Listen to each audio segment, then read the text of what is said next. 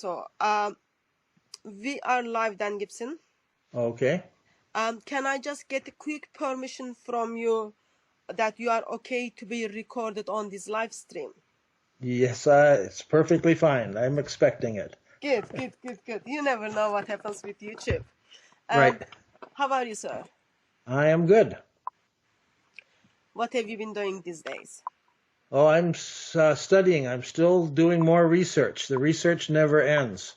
And making YouTube videos. I have my own channel, so if people want to go there, they can see some of the YouTube videos there as well. Okay. So, please fill me in. I'll just introduce you a little bit.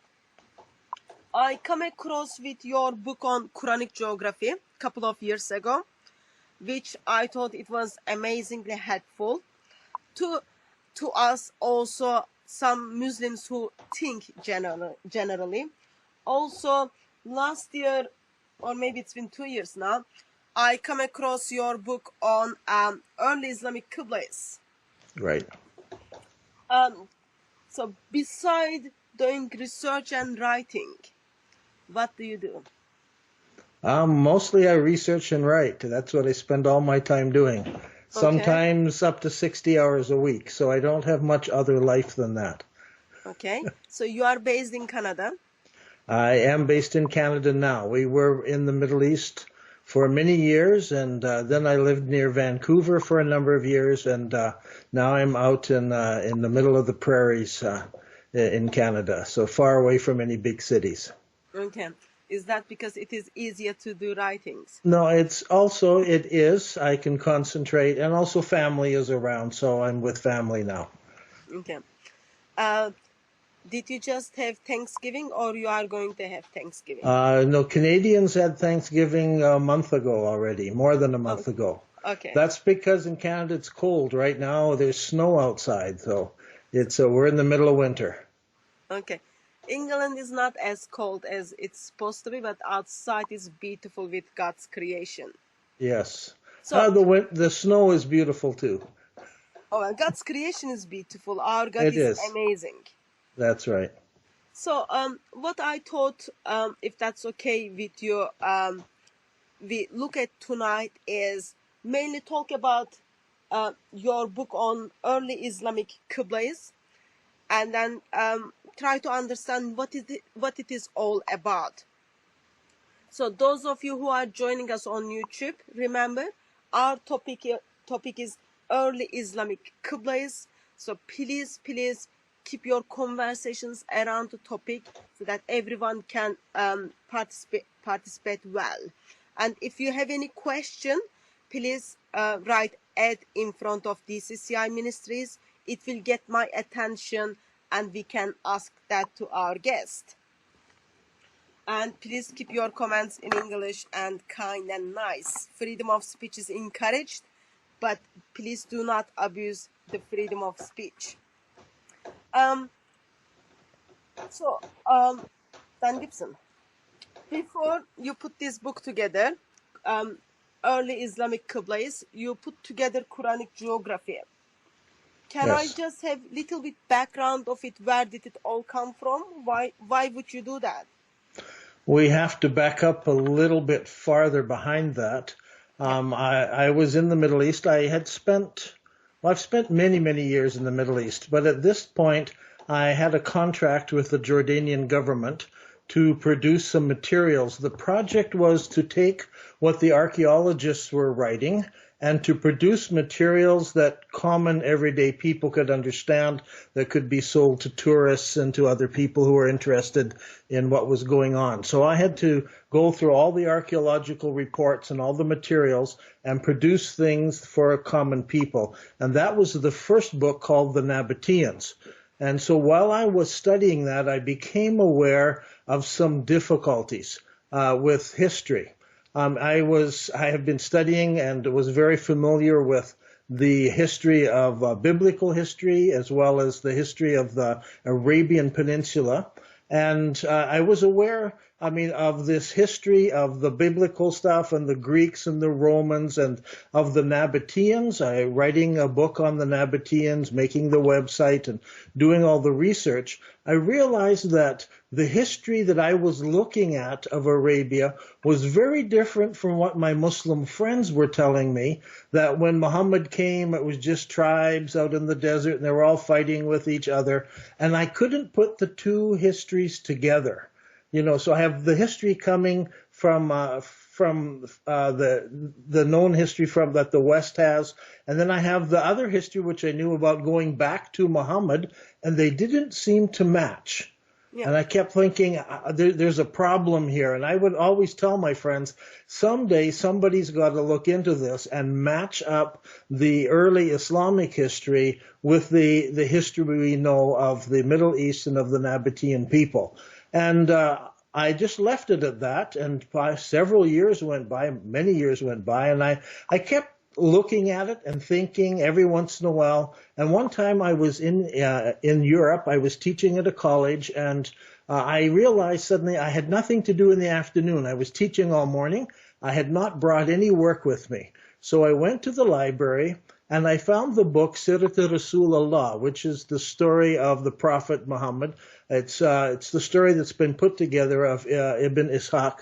And so I decided I would read that and I would think about the geography, because I knew the geography of the Middle East. I'd been in all the countries of the Middle East pretty well, and I'd spent years in Yemen. I'd spent time up in Jordan, was out with in Petra and out with Bedouin. And so as I read through that, I began to think through the history, and suddenly it made sense only if the city of Mecca was in the north of Arabia, because they would march out of Medina to the north.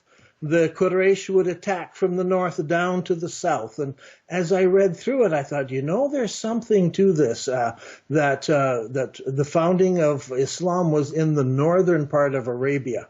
But I said to myself, I said to my wife, I cannot study this because I would need at least a year to just read everything, read the early accounts, read the later accounts, try to figure it out. And so I did not tackle it until I think it was about the year 2009 that I got a sabbatical, and I was able to take 1 year, and I said, I'm going to study this year. I'm going to try to look at both histories and see if I can fit them together somehow. And one of the first things I did is I remembered that mosques face towards Jerusalem, the first mosques. This is what all my Muslim friends told me. We always prayed to Jerusalem. And in my travels, I'd come across a number of mosques that the people at the mosque said, this mosque faces Jerusalem. But I had found quite a few mosques like that people had said, our mosque faces Jerusalem, and that's why the first mosque was here, and then the new mosque faces Mecca. So I decided to just make a little chart and put down these mosques that face Jerusalem. And then I decided to measure things.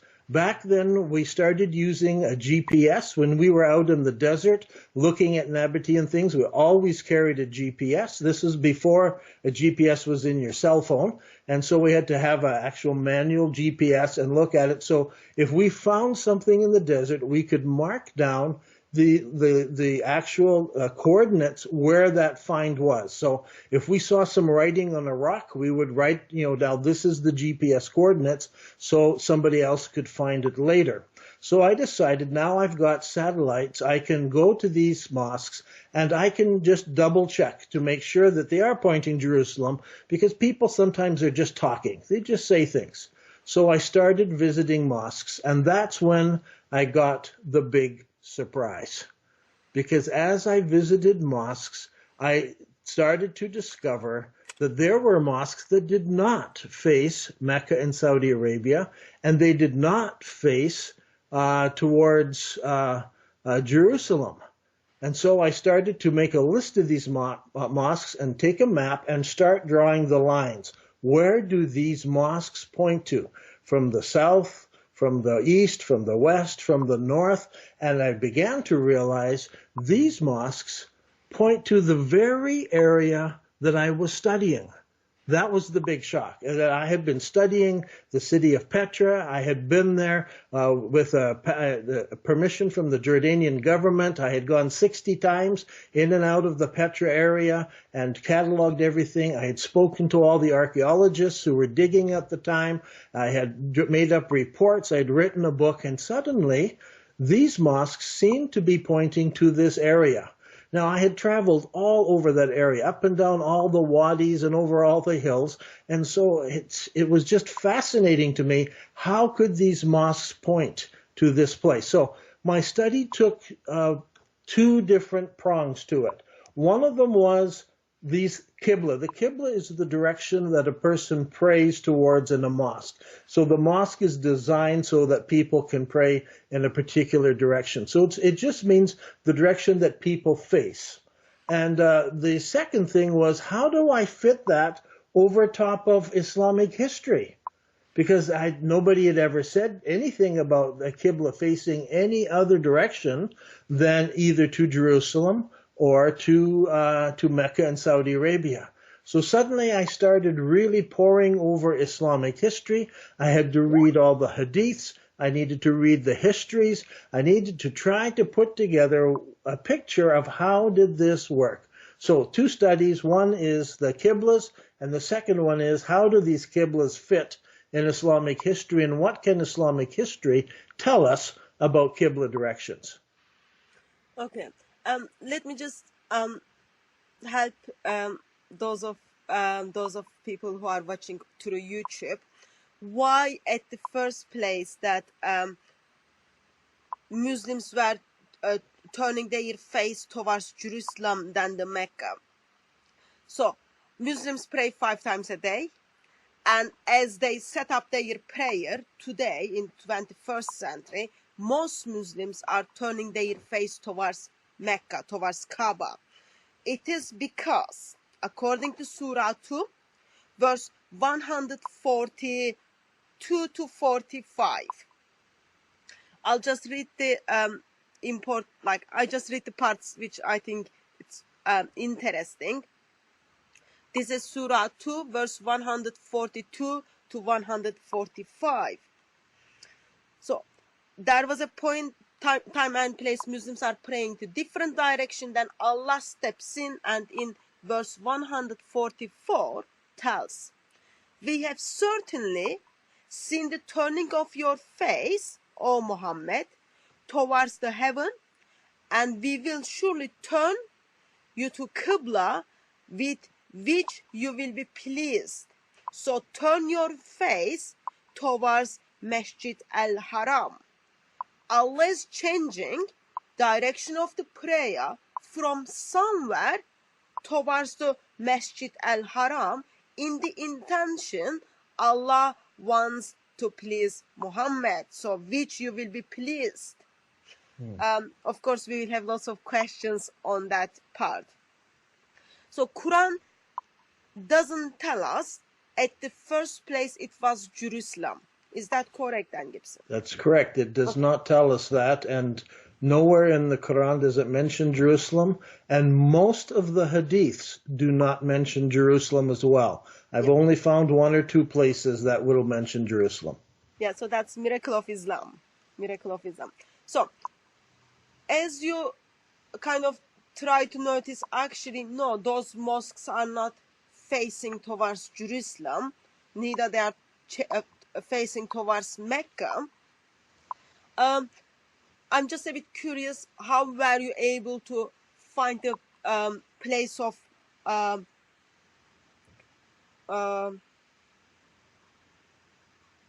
forgot the name. Masjid al-Haram? No. No. I mean, the Quran doesn't tell Muhammad where to pray towards as well. It doesn't say where he was praying, and it doesn't give the name of the city towards which he should pray. Yes.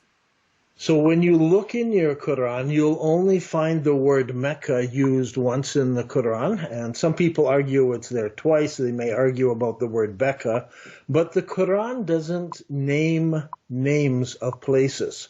I did a study, when I did the book up, Quranic Geography, this is the first book that I wrote, right at the beginning, I listed all of the places in the Quran that are listed, all of the geographical references. And I came up in the entire Quran with 9 places mentioned in the Quran. Many of them are not clear because it talks about the people of the ditch, for instance. Now, where and what? If you don't know the history, you don't know where that place is. So there are actually very, very few places in the Quran that you actually have a geographical name. And so this is the problem we have with the city of Mecca. Muslims will tell me that this is the city of Mecca because it says here the Kaaba. Well, the Kaaba is a building that has the black rock in the side, but they're assuming the Kaaba was always in Mecca, but it doesn't say Mecca. It talks about the Kaaba. It talks about the holy house. Okay, now Muslims are assuming the holy house was always in Mecca, but the Quran doesn't say Mecca. It just says the holy house. They assume that when it talks about Masjid al-Haram, this is the forbidden gathering place for bowing down. Masjid is a place of bowing down, and Haram is forbidden. So they assume when it talks about Masjid al-Haram that this is Mecca in Saudi Arabia. But the Quran doesn't say that it's Mecca in Saudi Arabia. It just talks about Masjid al-Haram. So this is the problem with geography. The Quran is not specific.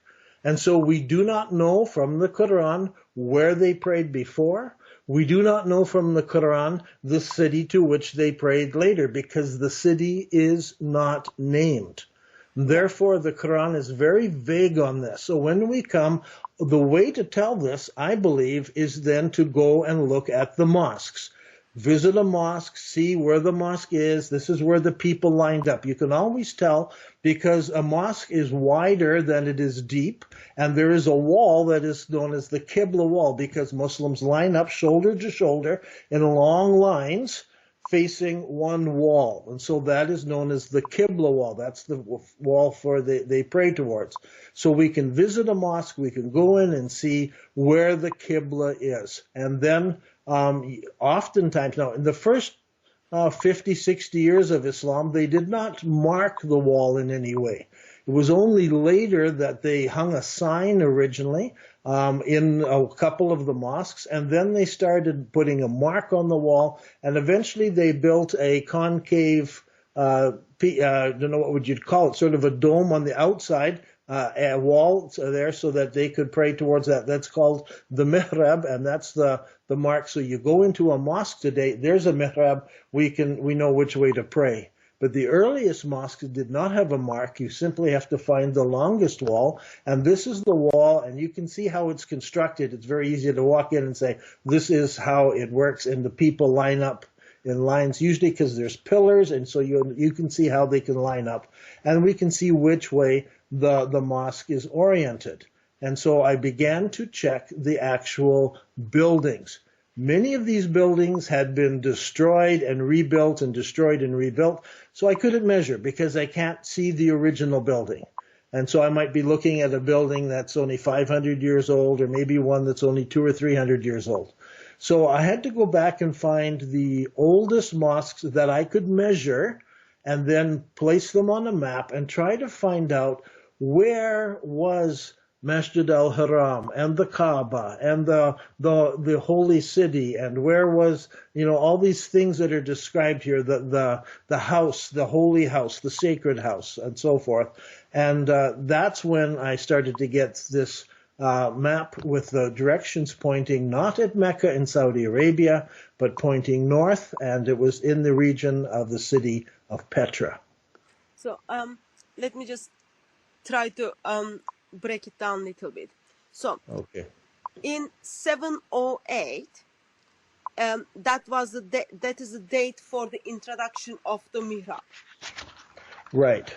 Okay. So now I use Quranic geography because in the back there is a timetable, and I'm always flipping back here because this helps me know what year she's talking about, because I prefer dates in Hijrah, and she wants 708, which is 89 after the Hijrah. Okay. This is the very earliest The mihrab is invented here, and it's used in at this point for people to point their mosques towards Mecca in Saudi Arabia. So mihrab is the sign, usually on the wall, that when Muslims stand for prayer, that's where they face to. Okay? That is correct.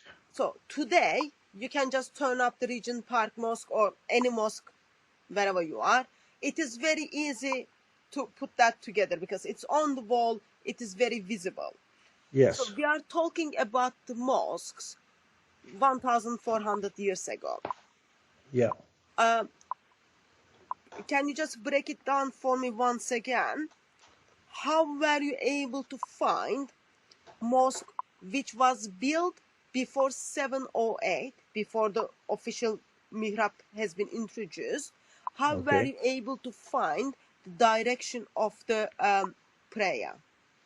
Generally, the entire building is oriented towards the direction of prayer. Okay. And there is a Qibla wall. There is a wall, so there is an area where people can line up and face that Qibla direction.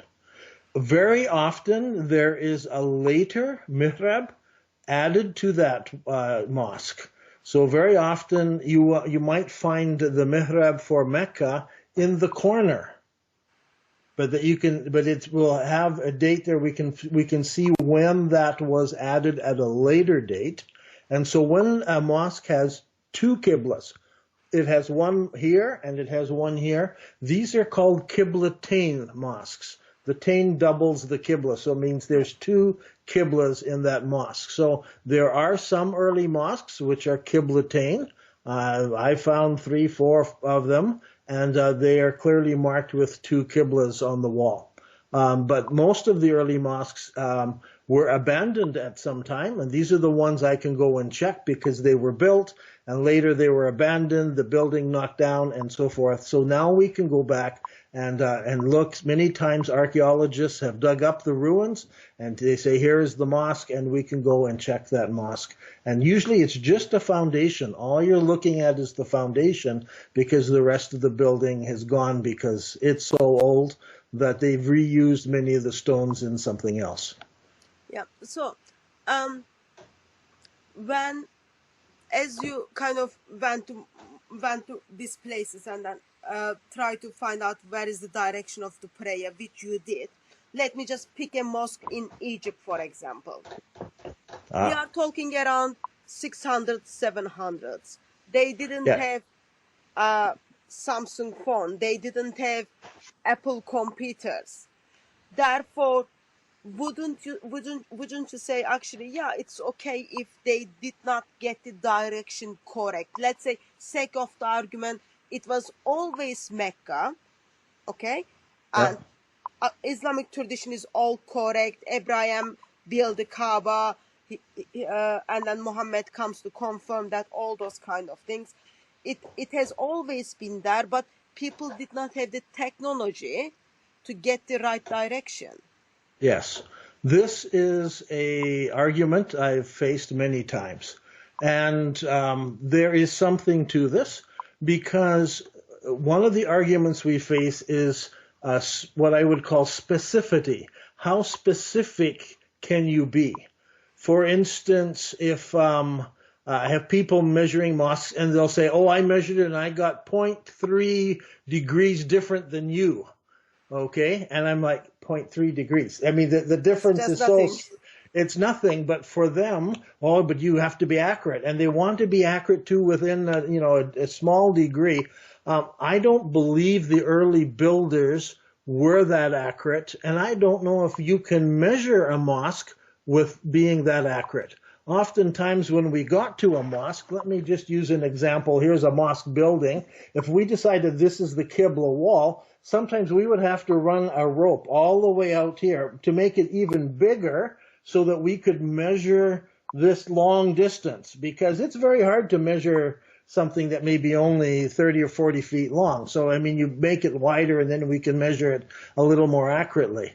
So there is the struggle with measuring the actual building. Now, a few years ago now, it's not very long ago, that satellite photos were suddenly made available to us. And by this, we've been able to, we can access satellite photos of varying degrees of accuracy. The most accurate satellite photos are held by military. And so they are able to measure things, and, they talk about maybe they could read the newspaper you're holding. I don't know how good their cameras are, but the satellite imagery at the beginning was blurry. But over the years, it has become better and better and better. And different countries have put up different satellites. Japan has an amazing set of satellites, images from all over the world for studying plants that are growing and where they are and so forth, and the temperature of things.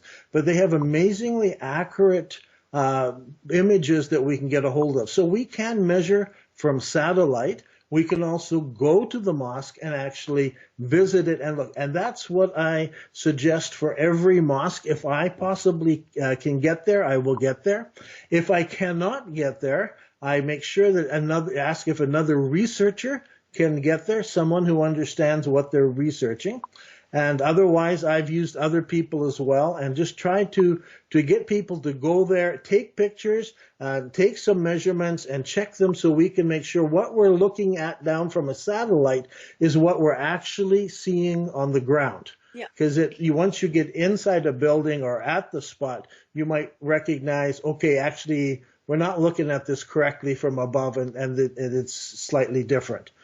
For instance, down in Africa, there's a couple of mosques there, and one of them is a Qibla Tane. It has two Qiblas, but the only way you can tell is to actually visit the mosque, because they're both on the same wall. One is pointing one way and one is pointing slightly the other way. You cannot see that from space.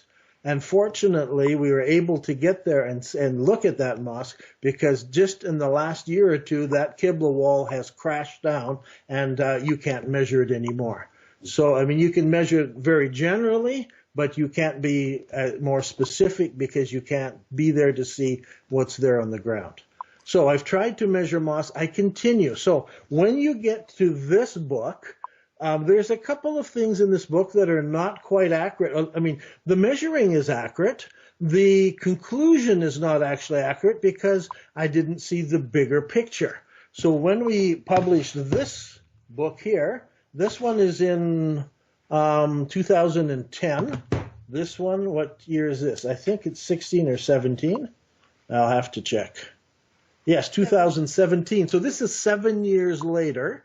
This book came out, and it has charts, and I thought we were pretty well finished. So we published this book thinking this is all the data, and more data comes in. More mosques have come in. As we've gone on the internet and have made some videos, and as we made a film, a documentary film, and now we've allowed people to contact us, lots more suggestions are coming in. What about this mosque? What about this mosque in my hometown? Or what? And suddenly we're looking again. So now we've got on the internet something we call the Qibla tool. And I'll ask you at some point to put up the address. You can go on the internet and you can look at this tool. It lists all the mosques that we have so far. Actually, the tool is not even up to date. I have several more mosques on my computer waiting to be added to the tool. So this thing keeps growing, because we're trying to find every mosque from this period of time. I remember when I first came out with this book, one man was very angry at me. He said, "You've just picked and choose." And I know I was looking for every mosque I could find. But over time, we found more mosques and more mosques. So the Qibla tool is up to date, and we have over 100 mosques there that we look at from the first 200 years of Islam, and trying to tell the story and figure out what do these mosques tell us by their different Qibla directions. Yeah, so those of you who are watching from YouTube, first book Dan Gibson is talking about is the Quranic geography. So first, that's the one we read, and then we move to the second one, which is called Islamic Qiblas. Early Islamic Qiblas. So that's the order of the book. You will find it's helpful. Right. I guess my problem, uh, not my problem actually, I guess problem Islam supposed to have or Muslims supposed to have is, or the questions they will have.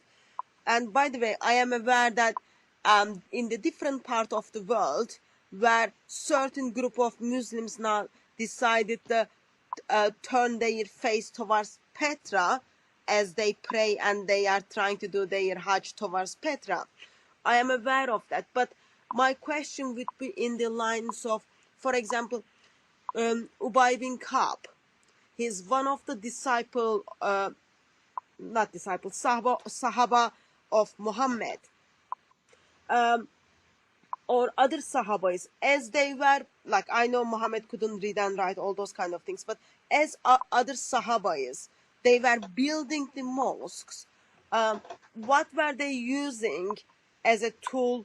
Like which side for the, what is the side of the Mecca, what is the side of Petra that they got this all mixed, if it is at the first place in the Mecca?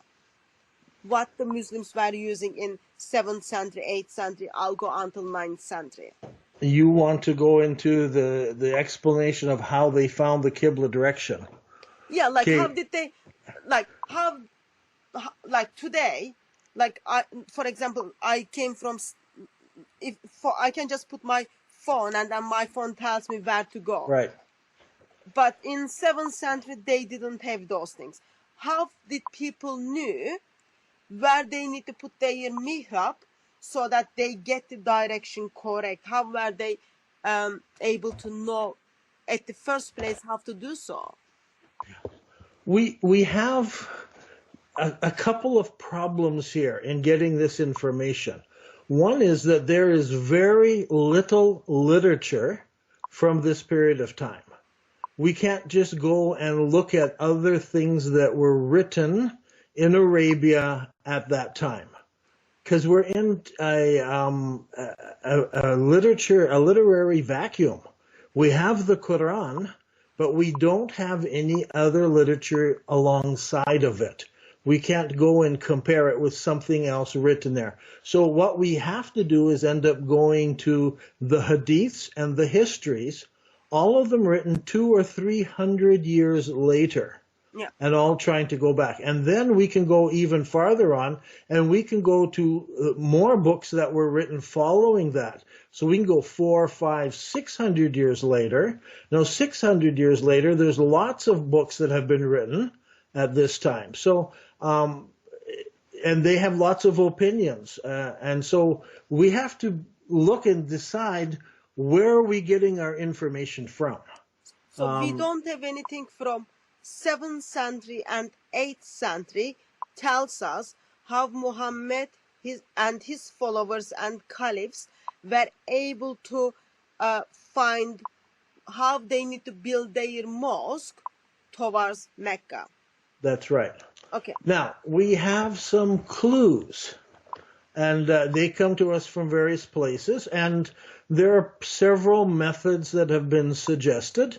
I don't know if you want to get into technical explanation, but some of them are not technical at all. For instance, I want to keep it simple.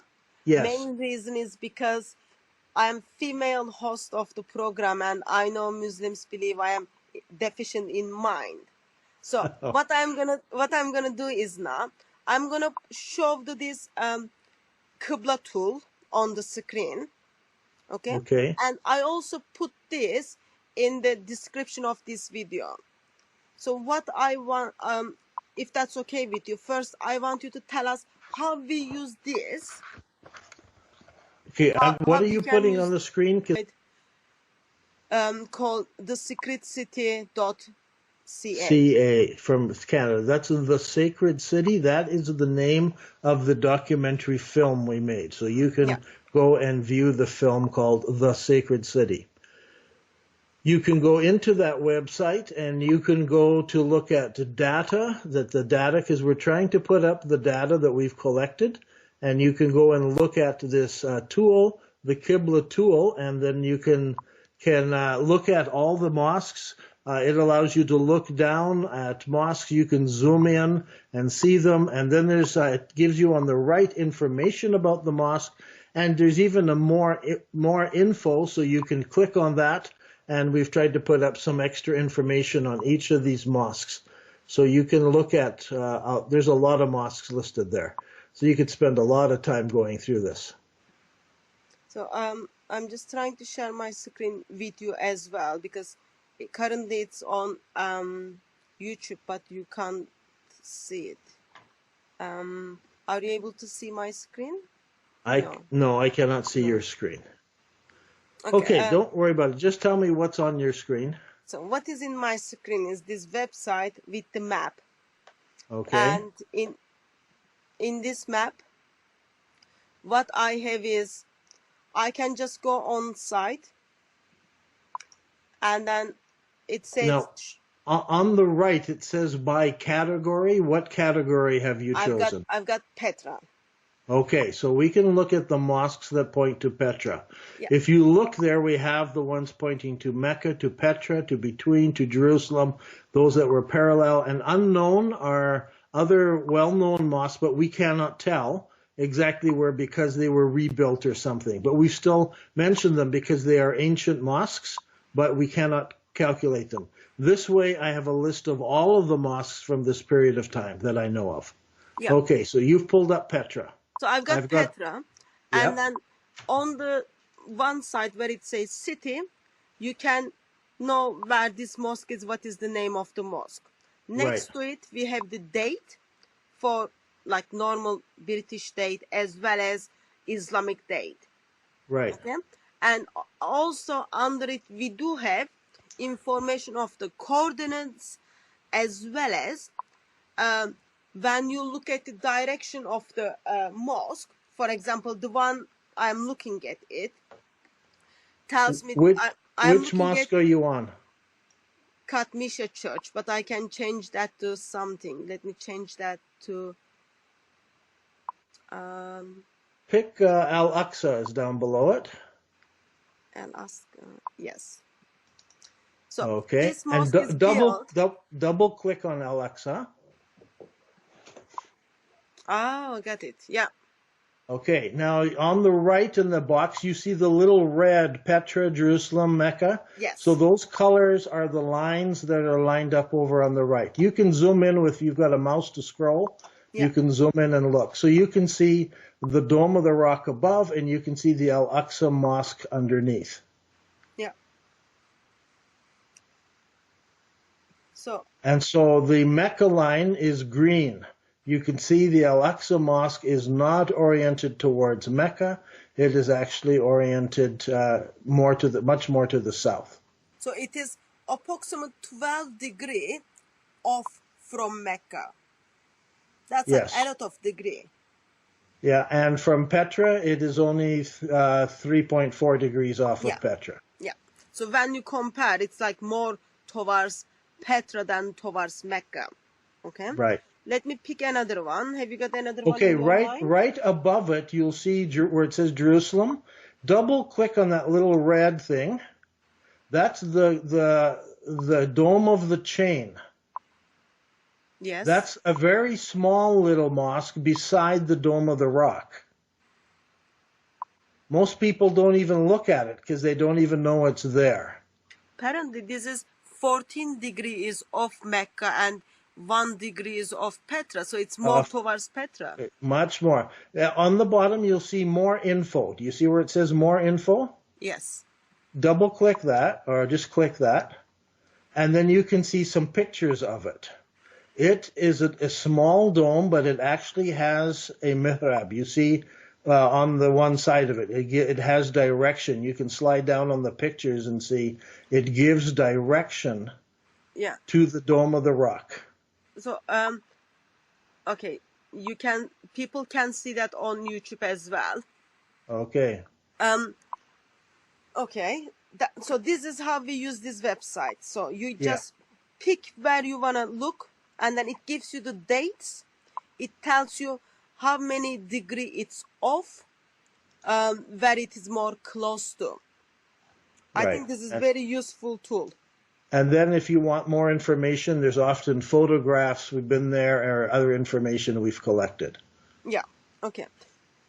So let me try to get rid of this one and then go back to live stream page. Okay. So now you went those mosques, most of them. I think you were not able to go to the one in Saudi Arabia. That is correct. So as you find the direction of the prayer, and then when you noticed actually they are missing Mecca, not only like missing by a couple of degrees, but like they are pointing Petra, which you had a knowledge of Petra very well. How did you feel? I didn't believe it. When I first saw this, I couldn't believe it. It didn't seem possible. It was just, I mean, yeah, I mean, and then I thought, I need to disprove this. I mean, it should be easy to disprove. I should be able to find information. I should be able to disprove this idea, and then I can just move on, because, you know, you're not looking for this.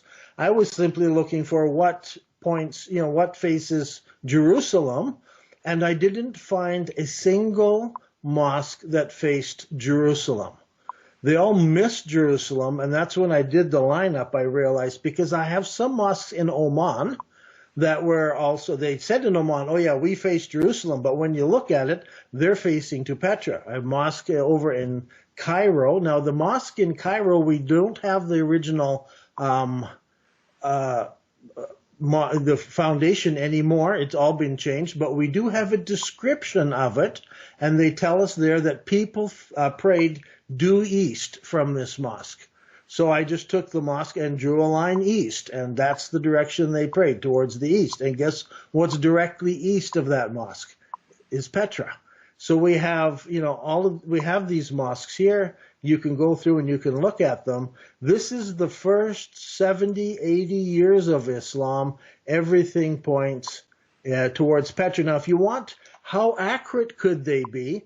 You can go down there and see they're all within a 30 or 40 kilometer range. So some are less accurate than others, but I mean, when you're facing far away, to be a little bit off is expected. I would expect up to 8 degrees, you know, they could be off, but you'd still get an idea of where that mosque is pointing and directed. And you draw the line on the map, and you have a look at it, and sure enough, they are pointing to Petra. So the next question I had, because for me that settled the Petra question as far as archaeology was concerned. The next question was, what is there from Islamic history that will back up the Qibla that is facing towards Petra? Yeah. Because, I mean, the mosques are there. You can go out, you can measure them. You can argue a few degrees, but we have a lot of mosques that are facing this direction. We have 0 mosques facing Mecca at this time. So not a single mosque. We have physical evidence, physical buildings. We can go and see they are not facing the headquarters of Islam, Mecca. That's right. Those mosques are facing to Petra. That is correct. And Islamic tradition Quran doesn't talk about Jerusalem. No. Quran simply says, Allah wanted to please Mohammed, therefore turn your Qibla direction to Masjid al-Haram. Now, right. And it doesn't tell us where Masjid al-Haram is. Yes. So even though Quran is well detailed, well explained, kind of misses those basics. So when you kind of put together, yeah, it is interesting. 7th century, 1st century Hijra mosques are facing to Petra. And since you have lived there, was it easy for you to put together actually there is more than this going on? Yes, as I began to read Islamic history and as I began to study the Quran, sometimes it would describe something and I go, I know exactly where that place is. Okay, I've been there. And so I could go, yes. And when it talked about Abraham having been there and Hagar going there, and Hagar is in this valley, and she goes to one mountain and she looks and she can't see, and then she goes to another mountain. I can picture that exactly. I could see exactly where she stood, and she's going over there to that huge cliff over there, and she's going to that cliff over there. And then it talked, Abraham came to talk with her, and then as Abraham left, he turned around the corner out of sight. Exactly what you do in Petra as you're walking towards the Thanea that goes through the rocks, this crack through the rocks. It curves to the right first and curves around. And so as she's left there, Abraham leaves her and walks away, and you could just see how this took place. So the descriptions of things just fit, and I seem to just really understand as I read it, and I could begin to say, okay, I can see how this fits, but now we have to look at some other things. As an example, there's described numerous Thaneas going in and out of this city. Now, remember, in the Quran, it speaks about the city, and in the Hadiths, they speak about the city of Mecca, because they are being written later, especially the Hadiths and the histories. They have forgotten the first location. So they use the word Mecca for both locations. There is an early Mecca and there is a later Mecca. And we can even find some Christian writing that talk about the city of Mecca being in Paran in Jordan. Yeah. Okay, and so they're talking about the first Mecca, not the second Mecca. That's what many Muslims find confusing when they're reading their Qurans and when they're reading their histories. Is this talking about the first Mecca or the second Mecca? This is a new idea for them. But archaeology clearly shows there is a first Mecca and there is a second Mecca. And so, then we have to decide what is this verse talking about. Just a quick question. You lived in Middle East, yes, where people's mother tongue is Arabic. That is correct. Were you able to learn Arabic? Because I've got text, someone says, your English is very good. They don't believe you speak Arabic. Okay, I spent 3 years studying Arabic, and I am not an Arabist. I am not good at the Arabic language. I will tell people that. My wife, on the other hand, is an Arabist, and she's very, very good in the Arabic language. And so when it comes, if I need an immediate opinion on something, I ask my wife, who can explain all the grammar and how the grammar works. She has taught Arabs grammar and Arabic. She has taught people wanting to be journalists how to speak correct Arabic and so forth. So I have that, but I also have many friends who speak Arabic and who have studied Arabic, whom I can contact, and I can get multiple opinions on something. So I prefer to do my study in English, and I'll explain why. I'm sitting here behind me. I have, for instance, Al-Tabri up here in Arabic, and I have Al-Tabri in English. Yeah. Now, I also have him on my computer in English, and in English, I can search. So I have all my Islamic books in one subdirectory. Today I was studying Abraha, this guy from Yemen who came up with the elephants to attack Mecca, which was it the first or the second Mecca. I can go into the electronic database and type in Abraha, and it will list everything, the Encyclopedia of Islam. It will give me Ibn Sa'd, Ibn Hisham. It'll give me Al-Tabri, all of these places, so I can get them. I can look at them in English. If I have a question about how a word is used, then I can go over here and grab Ibn Hisham or Al-Tabri or somebody else and go and check that reference in Arabic to see what does it actually say in Arabic. The problem with having books like this and wanting to search is, how do you find in all of these books how many times Abraha is mentioned? There are very poor searches for the Arabic language.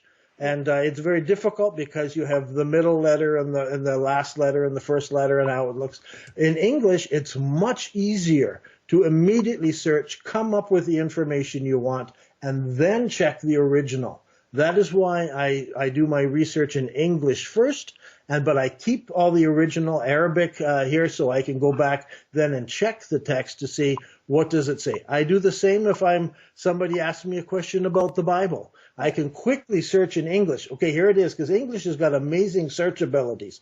And I can bring it up and say, here, now I can go back and check what does the Greek or what does the Hebrew say, and go back and check those texts. If I have a question, I know scholars and people who are fluent in both of those languages, have studied in them. I can go and ask them a question then, what do you think? What is your opinion? And I can get the opinion. So English is the study language, and then we reference the original language after that for specifics. Does that explain it? Question is coming in the lines of, okay.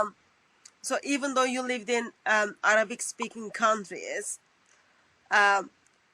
you need to know Arabic to be able to tell us where is the direction of the prayer in those mosques. That's the question is coming. But I think, you guys, you're just being unnecessary silly with asking that question. I don't want to be mean. Like, I really don't want to be mean, but you don't need to speak Arabic to know which direction your gate is turning towards. You don't need to know Arabic. And one of the good thing is Islamic sources are being translated to English. You cannot hide behind the Arabic anymore. And they are not only translated to English, they are translated to English by devoted Muslims. And I am not aware of a Muslim who told us the direction of the mosque is the number 5234 according to Arabic, but when they wrote it in English, they give us the wrong number. That's just like very, very silly argument if you are trying to make it. You don't need to know Arabic to find out what are the directions of the Qibla. Those are basics, guys. Like, and many of them are very obvious. Like if you go to Anjar up in Lebanon, you go there. They not only oriented the mosque, they oriented the entire palace and the entire city towards their Qibla direction. Every building, all the streets line up, everything lined up, and so you can look at it, and everything has the same Qibla direction. So you can see it, and it's easy to check. It's easy to measure. Because it's there. There are a couple of mosques. The one in Humayma is a good example. I've been there many different times. That's in because Jordan? it was. I'm trying to see where Humayma here. Qasr Humayma. Yeah, when it comes up, there are two things to measure here. The first one is the Qasr building itself. This is where the Abbas family lived. Just a moment. Let me just put it on the screen for everyone to see. That's the mosque in Jordan. Okay. In Jordan. And it's Qasr Humayma. Yeah. Can you zoom in on it? Can I zoom on it? Yes. Yeah, can you scroll up so you've got it till it's big, till you can see two buildings that are quite distinct. The big one, and then off to the right, a smaller one. Can you see those? So I'm zooming into the mosque. Okay. So it's not a mosque, it's actually the building. This is the Qasr. Okay, it's a castle. It's the big house where everyone lived. Okay. And you can see that building has a direction. Yeah. That building we can date because that's the original building. Okay, and it has a direction, and that entire building faces towards Petra. Now, over on the right in the bottom, you see a very small little building. That is the mosque that was built later, and that we can date later. And so that mosque faces towards, more towards Petra, but it's a mosque that faces. Now, when I go to that mosque, and if you watch the documentary film, that is the mosque I'm standing in when I'm standing in this ruined mosque with the mihrab and looking at the mihrab. That mosque there, you cannot measure the back walls or the side walls. You have to measure the Qibla wall, because mosques are not always square. Some of these buildings, they weren't worried about. As long as you got your Qibla wall straight, the other walls don't have to be exactly. So we look at that and we can tell, because there is a mihrab, there's the Qibla wall, and that is the direction of prayer. So they had to build that Qibla later on, because the original place where they prayed in the center courtyard of that big building, they could just all line up and face, they knew which way the Qibla was. That was no longer good enough, so then they created another mosque outside. And so we have the early one there, and we have the later one. In many places, we have this, an early mosque, and then we have a later mosque. In the Wasat Mosque, there's an early mosque, and there's a later mosque, because the early Qibla didn't point towards Mecca, so later on they had to orient their mosques towards Mecca in Saudi Arabia. I just love to explain this map to the those of you who are watching. So green color, okay, this green arrow is where like arrow kind of goes towards Mecca. Red arrow goes towards Petra. Okay, you can see the degree differences between them. And black is towards Jerusalem. Yes. So if you look at the degree differences between them, apparently it is approximately 138 degree different. When I make this map little bit bigger for us to see this side, this yellow green arrow coming to Mecca, which is somewhere like down, versus red is somewhere in the north. So person who build the mosque cannot only, like, it doesn't look like they just missed with 1 or 2 degree, they missed with 138 degree. And then while it is close to Petra, it is not very difficult to come to the conclusion. Intention probably was to build towards Petra, and there is like 23 degree difference between Jerusalem to Petra. And so as you went to, as people in, so date of this mosque is 699. Can you just tell us a little bit what kind of methodology in that time people might be using to build this mosque in towards Petra or towards Mecca, wherever they wanted to build? Right. What was the technology which we can kind of? There were 2 things that are used.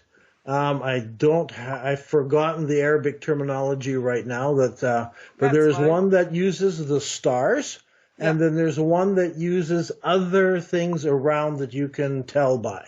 Yeah. So the stars are something that the Arabs used long before, and it's in there, long before other nations used it, because remember, they were merchants who traveled across the desert. The desert doesn't have any roads, and so if you were a merchant in Jordan and you wanted to go to Basra in Iraq, how would you take your camels across the desert and end up in Basra? And maybe you misread it and you ended up way up north somewhere, or maybe you misread it and you end up somewhere way down in the south. So they needed to have a method to do it. And some of this method has been described to us by later writers. So I have on my shelf some of the later writers writing later who describe what the early Arabs knew, because some of it they still used. So I'll give you an example. If you're traveling north and south, they use the North Star. Yeah. Now, as you are farther north, the North Star gets higher. As you go south, the North Star gets lower and lower on the horizon. The North Star does not move significantly. I mean, it does move a little bit, and they had ways of talking about this movement of the North Star, but generally they measured it using your fingers held at a long distance like that. So if I hold up my fingers and I measure it from the horizon, up to the North Star. This is called Isba, which is fingers. And then each finger was divided into 8 zams. And if you weren't sure that your finger was exactly right, there were 2 stars up in the sky that you could measure between them. That was the distance of a normal finger. So eventually they would get a piece of paper and then they would slide it, I guess, this way, up and down until they could get the measurement, and so they could measure. And so you have these measurements, and we have maps that have the measurements north and south all marked out. Exactly where. So you could tell how far north or how far south you were by measuring the stars up in the sky. That just gives you an example. Yeah. Also, so anybody could do that. Yeah. Also, in the book, we've got all the methods have been put together. Those of you who wants to kind of wants to look in deeper, please get the book.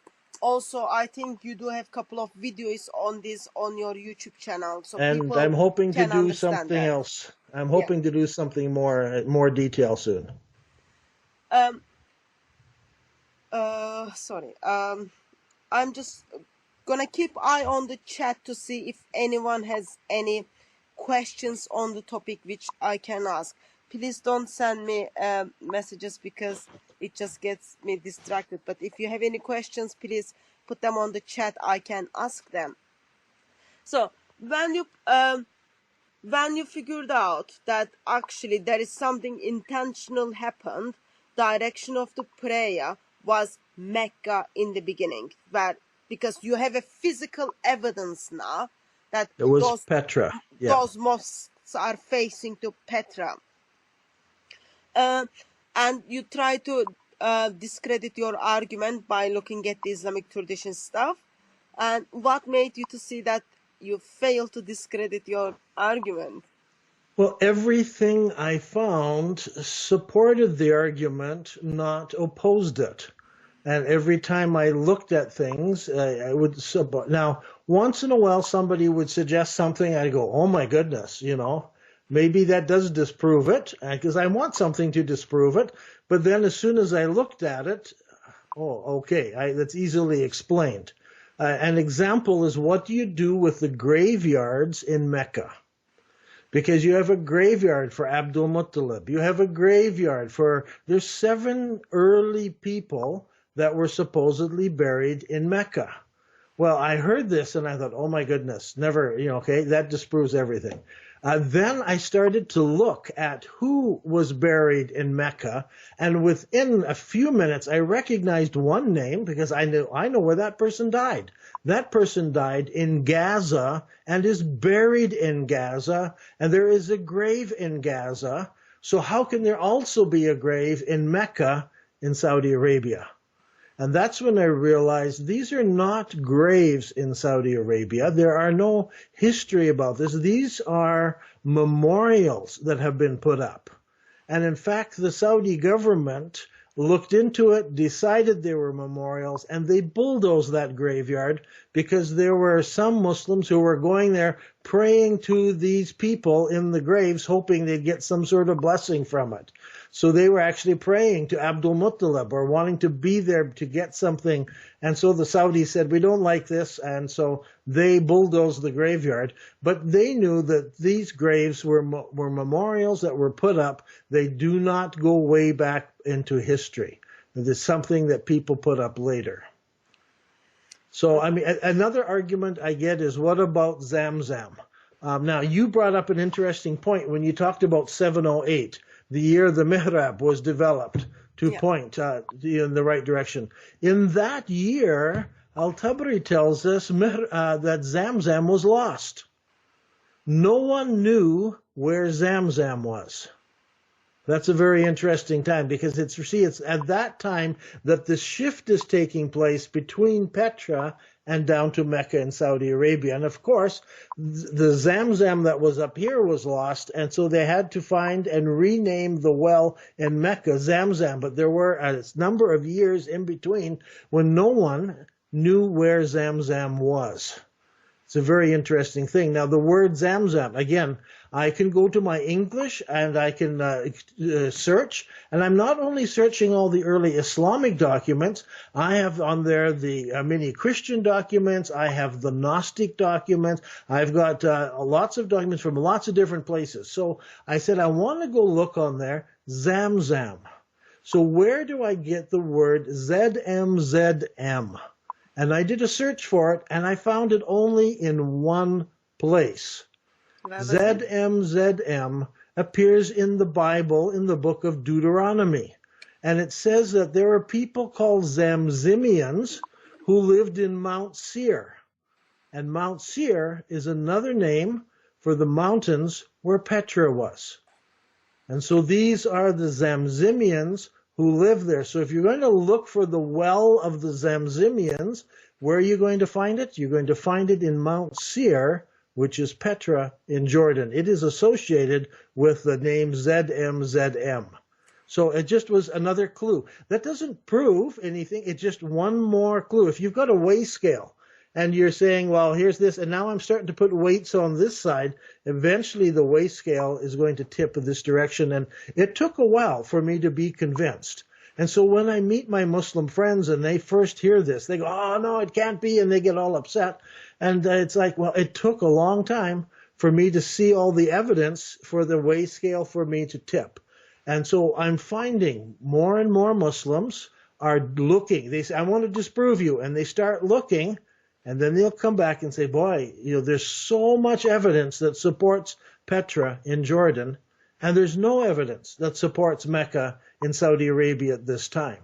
And so the weigh scale tips, and eventually people come and get very excited and say, now I've got a new perspective on the early years of Islam.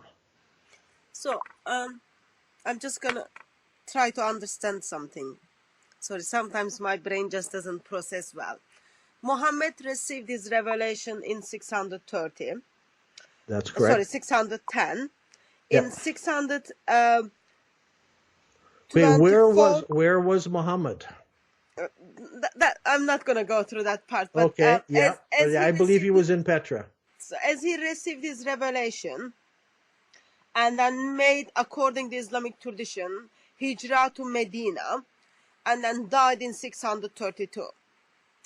Am I right to understand the mosques which you have looked, that there is not even one mosque turning has the direction of the prayer to Mecca until end of the first century Hijrah?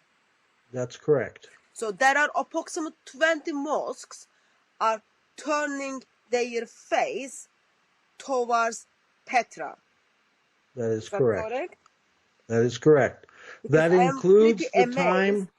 That includes the time of Muhammad, of Abu Bakr, of Umar, of Uthman. I mean, all of these people, if these mosques are correct, all of these people prayed towards Petra in Jordan. The change did not come until later. And I've tried to, when I started looking at history, I don't see the change until the second fitna, or the second civil war. That is when the change took place. And I would go back and say, well, okay, I can tell by the mosques about when the change took place. What do I find? And so I went back and started reading, and what do I find? A man named Ibn Zubair. What does he do? He knocks the Qibla down, the Qibla building down. He takes the black rock and he puts it in a stand. Okay, so here we have the Qibla building is gone, and it's right in the middle of a war. And then we have a number of years, Al-Tabri is silent. They don't write what's in there. They don't tell us. They tell us very, very little. But what we end up with in the end is the black rock is down in Mecca in Saudi Arabia. And then we have a very interesting inscription. And this is an inscription just outside of Mecca. It's about 60 kilometers out, so it's the people who are watching.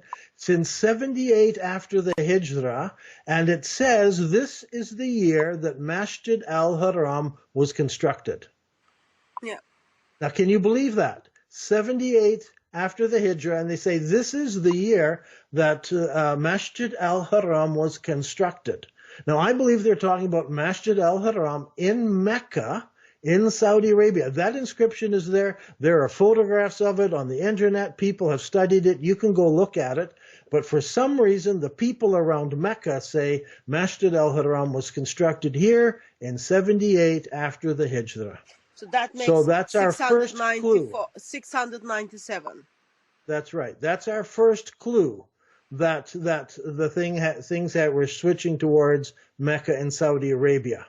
And at the very same time, we're reading about the first Mecca, and Ibn Zubair is destroying it, what was there, and everything else. Okay, so this is just for those who might miss the importance of something.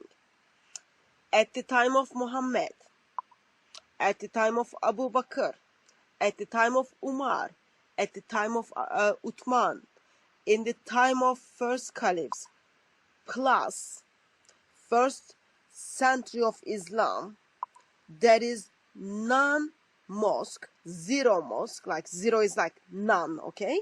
Zero mosque are facing their prayer direction to Mecca. That is correct. I'm still looking, and if you find one, please send it to me. I'm still looking. We want to be able to check it and to measure it. So maybe there is, like, but it will come up. It will come up since Muslims were conquering lots of part of the world. Even the mosques in China weren't facing to Mecca. But I think it is amazing.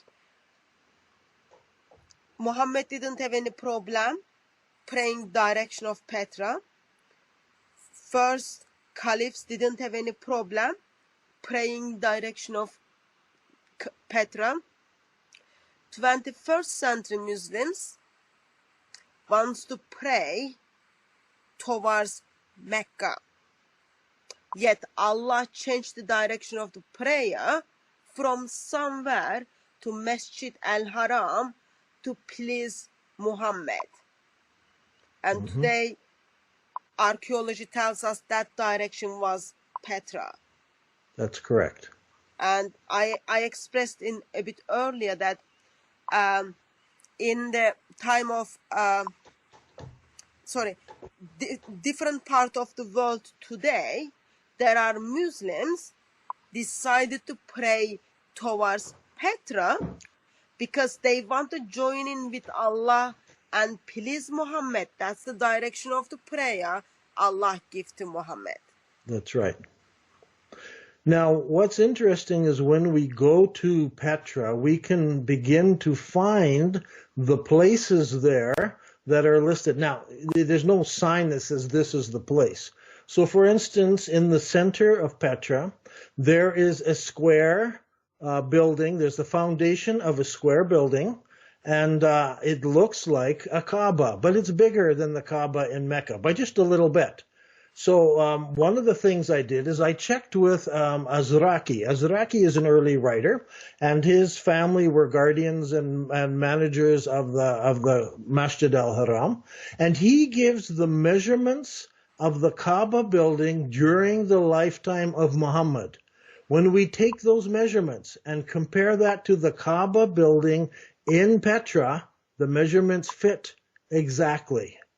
There's the Kaaba square building. Now the Hatun, the wall, that curved wall, is not attached to the Kaaba. It's back a ways.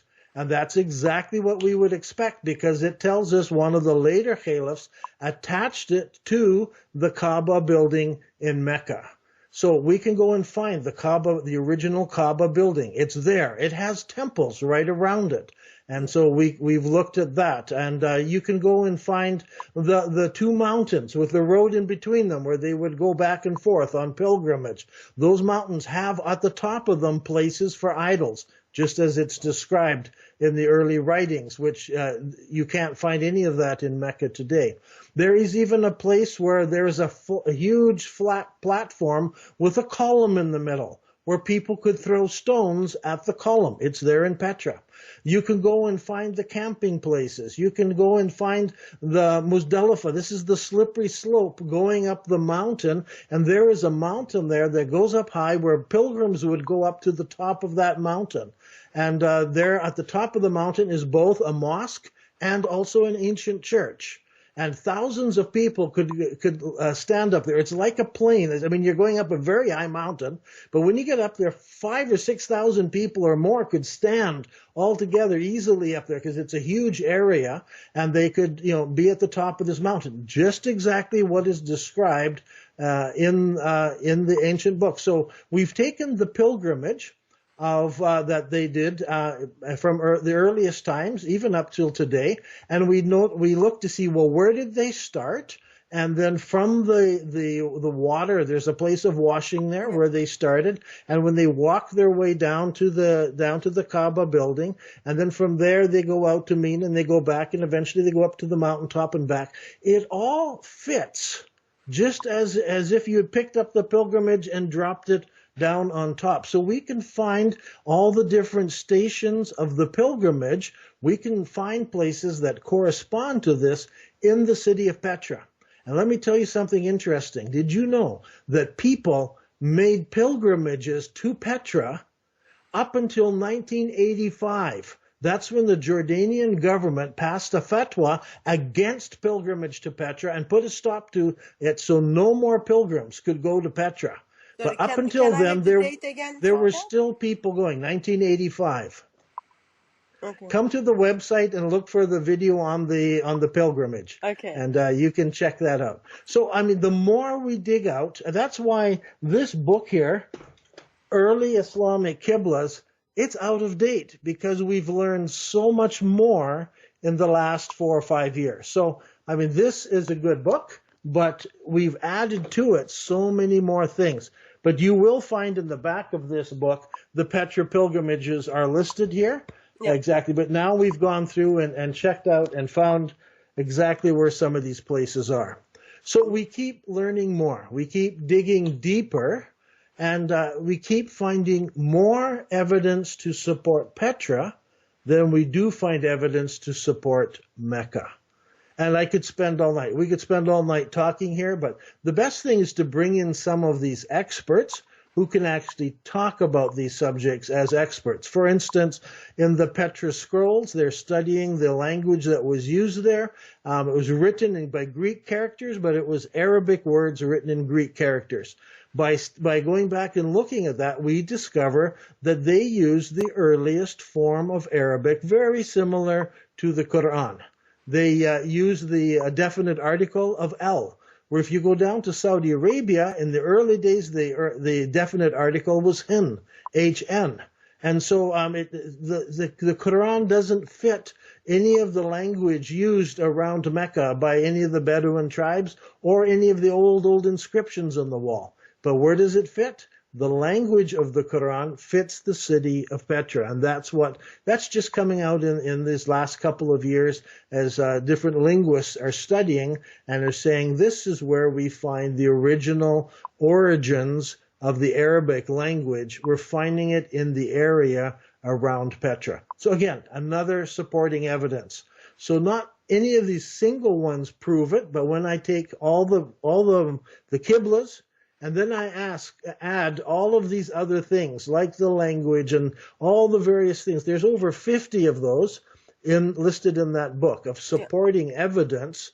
By the end, you realize it's got to be true because I have got zero supporting evidence for Mecca, except some guy writing 300 or 400 years after the events who may use the word Mecca. But then we have to decide, is this the early Mecca or the late Mecca? Let me just bring up a question. Sure. How old is the Mecca in Saudi Arabia? Is there any archaeological proof for that? Are you aware of? Back in the year 2002, when I was doing this study for the Jordanian government, on the city of Mecca and on the city, of Petra, Yeah. And I attended a conference there. At that conference, there were a number of archaeologists from Saudi Arabia. And at this time, I was just asking questions. And so I asked one of these, a couple of these Saudi archaeologists who were there, I said, tell me, are there archaeological evidences at the city of Mecca? Because I read in these about the wall that was around Mecca. I read about the temples that were in Mecca. I read about, different things that were in Mecca, like what is in Mecca? And they looked at me and they said, you're going to quote us? I said, no, I just want to know. And they said, okay. They said, there's nothing in Mecca. Nothing at all. And what's very interesting, I've been watching very closely, is the building that has been going on in Mecca in Saudi Arabia, or those huge hotels that have been going up. And I've had opportunity to talk to some of the architects and some of the people who've been involved in the construction, asking questions. What are you finding when you dig those foundations? Are you finding any ruins? Are you finding any old buildings? And they said, other than that, there's a Turkish fort that was there, and that's not that old. But other than that, there is no archaeology when we dig at Mecca. It's not there. I think so I've heard it from the archaeologists. I've heard it from the people who are digging the buildings, the architects who have worked in Mecca, and none of them are finding any ancient history that goes way back. So it's supposed to have been a walled city with temples to all these different gods, and we're not finding any of those in Mecca in Saudi Arabia. I think that's very sad, because Islam claims to be a religion which is supported by history, yet there is no archaeological evidence from the headquarters of Islam for us to go and check it out. As That's we right. more look into it, we just see Islam goes against history as well as just destroys the history. Like, there is nothing Islam can hold from the history for its accountability, versus as we dig into the Christian archaeology, like British Museum is amazing. The archaeological things they have in the museum regarding the confirmation of the Bible, event, people, and places. Like, Christian faith can stand on history, versus Islam stands against history. I think as we look into more things will come up. Yeah. But I think but remember that missing evidence is not proof of anything. It's just we haven't found anything yet, but everybody's looking. Yeah. So okay, nowadays we're all alerted to this. So but what we do find when we go to Mecca, in the region of Mecca, is an inscription saying that the Masjid al-Haram wasn't built until 78 years after the Hijrah. I mean, that's, that doesn't fit the traditional, but it certainly does fit the idea of them moving the Black Rock down to Mecca in Saudi Arabia. And people have asked, I've just done some videos on this, but I think they moved it to get it away from the Umayyads. They were fighting the Umayyads. I think they took the Black Rock away. A record of when they moved a bunch of people out of Ibn Zubair, moved a bunch of people away. That's the year that's empty. Nobody wants to talk about it in Islamic history. And so they moved it down to Mecca and Saudi Arabia. Just the rock. Get the rock away. And so that rock was there for a couple of years, because that was about 70 after the Hijrah that the rock was moved. And so it's not till 8 years later that they build Masjid al-Haram. Because the rock was just taken there. And I think as the rock showed up, and the people down there are like, oh, look, there's this rock here. And so people would go over to touch it and to see it and to worship it. And eventually, they would be on display, and then people would go. And so they'd have to have restaurants, and then they'd have to have a hotel up there because people are coming to see it. And so eventually they developed this Masjid al-Haram around the rock down in Mecca. And eventually people began praying towards Mecca in Saudi Arabia. And there's lots of supporting evidence in early Islamic history talking about the traditionalists and the reformers. And we notice that the traditionalists give up or die out. and what's left are the reformers. And that's what we're seeing. The traditionalists who would have prayed towards Petra have died out. The reformers have taken over. And now when the Abbasids come in, there's no question every Abbasid mosque points towards Mecca in Saudi Arabia. That's where they pray. There's no question. And from that time on, everybody, when they talk about Mecca, all the histories of both places just merge into one, and that's the place. So that's why you have Muslims today saying Abraham was in Mecca. And Christians are shaking their heads going, when did he take a journey that far, and how could it fit into what we know of Abraham? And it's way out of the way. And how do you get Hagar down in Mecca? And it just doesn't make sense. But the moment you move that story over to Petra, it begins to make a lot more sense. Now it's possible. Lot's tomb is only 60 kilometers away, where Sodom and Gomorrah is, and so forth. So we have Abraham in the area. We have, so Hagar was in that area. It's much more believable than Mecca in Saudi Arabia. And so that's why the stories got moved. And today we're faced with all of the stories together talking about Mecca and Saudi Arabia, and it becomes unbelievable. Yeah. So, I meant to keep you only for an hour. I'm sorry, it's like been more than an hour. It's okay. So, just for those of you who are watching, even though there are lots of new information which needs to go into this book, Early Islamic Qiblas, if you are working among Muslim people, if you are the group of people who wants Muslims to come to Lord Jesus Christ, I'll encourage you to get the book. Learn it, look into it, and then ask basic questions to the Muslims. And then also other book which we mentioned is the Quranic geography. First read the Quranic geography and then the Qibla book. They are very, very helpful. And then in the description of this video, you have links to the website which you can go and check it. So those are and you can buy the books electronically, because the printed books are quite expensive, but you can download the electronic books at a much cheaper rate. Yeah.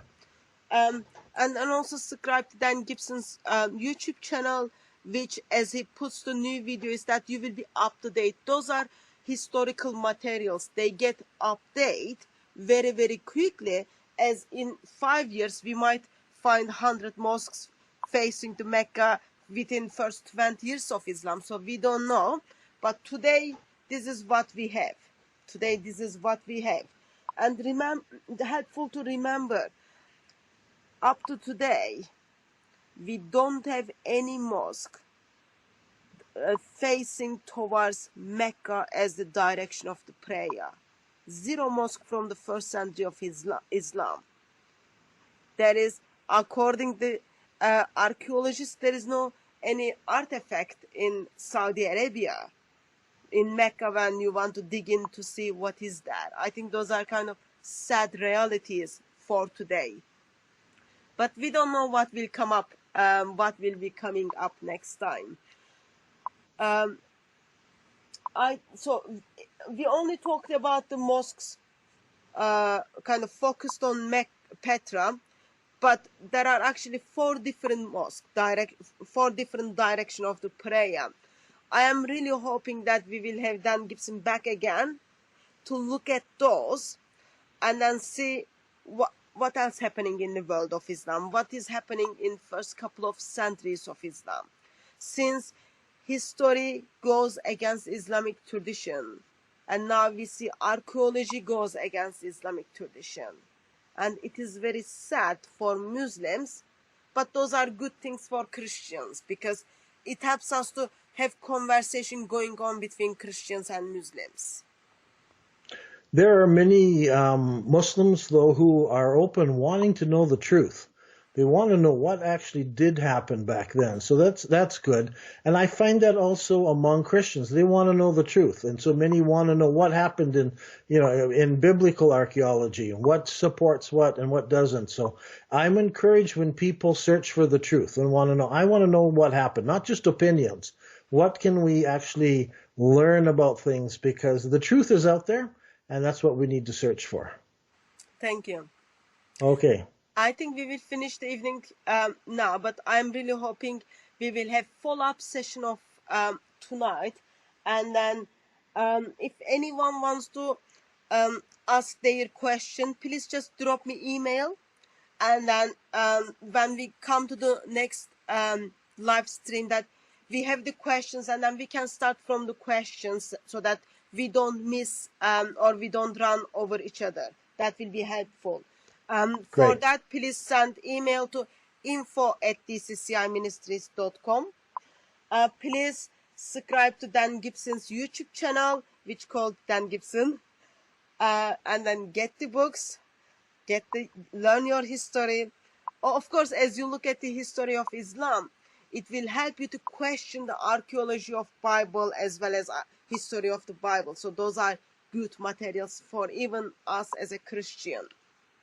Yeah, we go into the archaeology of Moses and of David, because these are all Islamic prophets as well. And so what has archaeology told us about these, and what can we learn? So there's lots of interesting stuff there. Yeah. Oh, well, we will dig into that, and then we will look into that. Okay. Thank you very much all who joined us. Thank you very much who joined us through chat, and also huge thank you to our admin who's been helping. And we are very, very grateful that you made a time and joined us today. So thank you very much. I'm glad to be here. Thank you. God bless you.